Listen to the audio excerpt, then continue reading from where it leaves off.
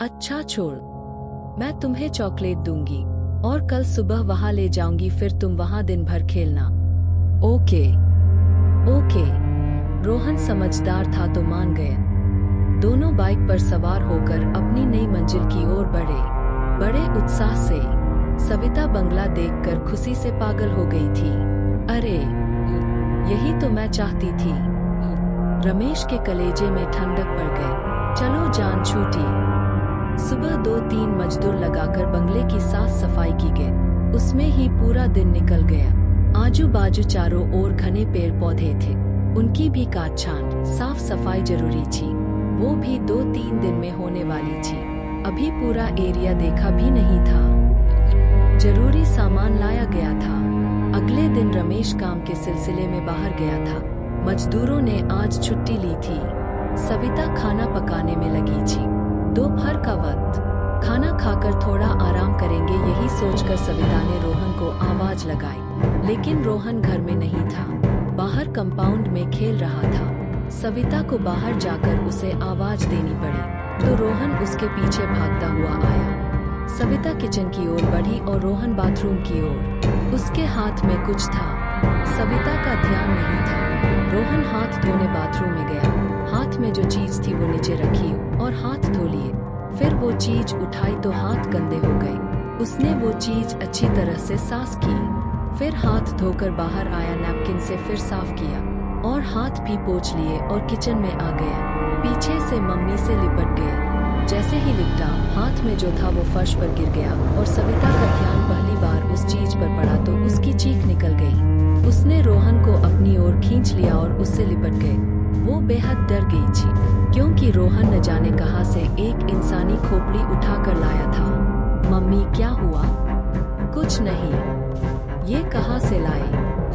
मम्मा, मैं बॉल खेल रहा था तो बॉल गार्डन में दीवार के पास गया था, ये वहां था, मिट्टी में था तो मैंने धोकर साफ किया। अच्छा है ना? रोहन के चेहरे पर खुशी थी, कुछ नया मिलने की खुशी, जैसे वो उसे बेहद पसंद करता हो। जिस चीज को रोहन उठाकर लाया था, धोकर साफ की थी, उसे हाथ लगाने की सविता की हिम्मत नहीं थी। रोहन खबरदार, उसे हाथ मत लगाना। जाओ, हाथ अच्छे से धोकर हाल में बैठो, मैं खाना लाती हूँ। रोहन जाने लगा तो वो डर गई। रुको 2 मिनट। रोहन रुक गया। सविता ने जल्दी से दोनों के लिए खाना परोस लिया और किचन का दरवाजा बंद करके हॉल में प्लेट रख दी। चलो। रोहन के हाथों को हैंड वॉश लगाकर अच्छे से रगड़कर धोने लगी। मम्मी, बस, मेरे हाथ दुखने लगे। टॉवल से हाथ पोंछकर उसे खाना खिलाया, खुद भी खाया। वो रमेश का इंतजार कर रही थी।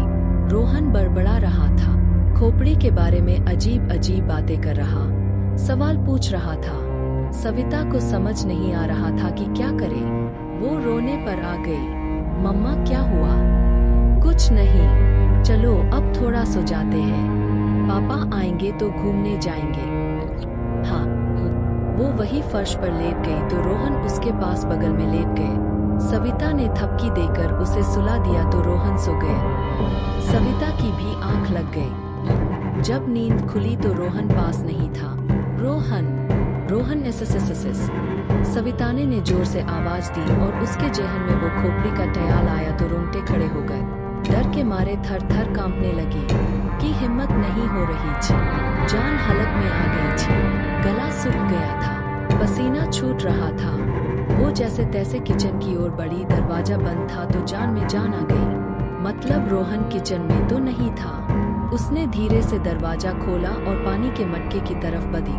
मटके से पानी लिया और मुश्किल से 2 घुट पिए थे। ध्यान खोपड़ी की ओर गया तो चीख निकल गई। खोपड़ी अपनी जगह से हट चुकी थी या फिर हटाई गई थी। इसका मतलब रोहन नहीं, वो अगर आता तो वो इंसानी खोपड़ी उसकी ओर देखकर हंस रही है, ऐसा उसे महसूस हुआ तो ग्लास हाथ से छूट गया। वो चीखती चिल्लाती बाहर की ओर भागी। इसका मतलब रोहन किचन में गया था या फिर अपने आप। रोहन, रोहन। उसका ध्यान घड़ी की ओर गया।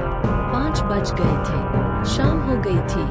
वो हैरान हो गई, इतनी देर सोई रही मैं। और रोहन। उसने रोहन को आवाज दी, उसे लगा बाहर होगा। अभी अंधेरा नहीं हुआ था पर बंगले के चारों ओर बड़े बड़े पेड़ थे, तो उनकी छाया से माहौल में हल्का अंधेरा दिन भर रहता था जो अब घना हो गया था। रोहन रोहन वो दरवाजे में खड़ी थी और कुछ दूरी पर सामने रोहन खड़ा था। उसके हाथ में कुछ था और वो अजीब तरह से टकटकी लगाकर सविता की ओर देख रहा था। रोहन, इधर आओ, तुम्हारे हाथ में क्या है?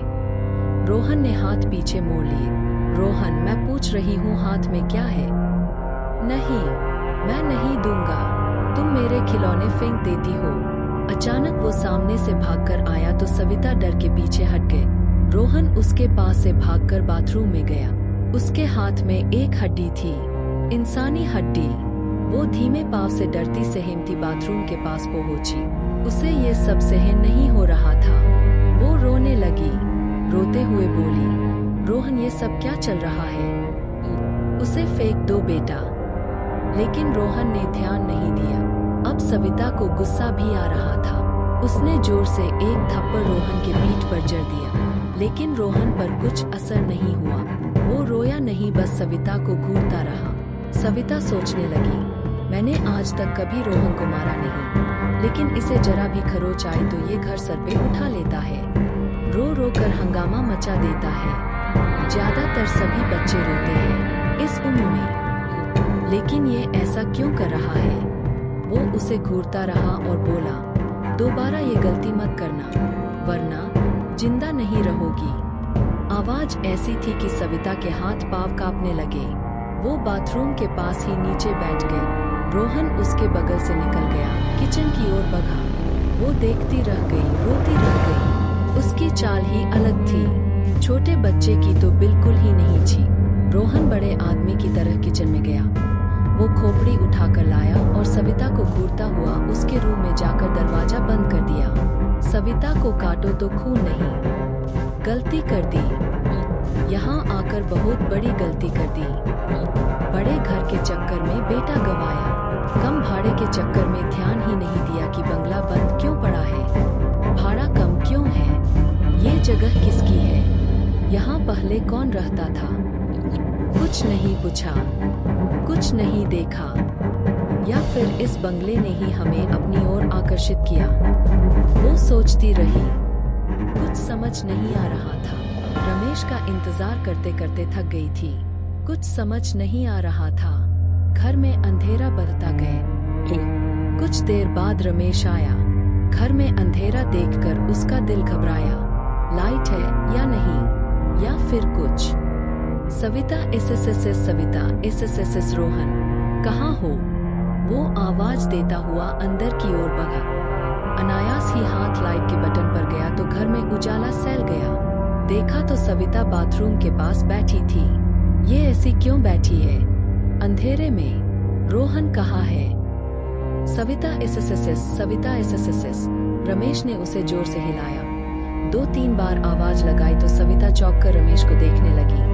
सविता, रोहन कहाँ है? सविता को जैसे ही रोहन का ख्याल आया वो रोहन के रूम की ओर भागी और रमेश उसके पीछे। सविता, क्या हुआ बताओ तो सही। सविता ने रोहन के रूम का दरवाजा जोर से धकेला। दरवाजा तो खुल गया पर अंधेरा था वहाँ। सविता ने लाइट के बटन दबाए लेकिन लेड नहीं जली। अब तो बाहर की भी लाइट बंद हो गई।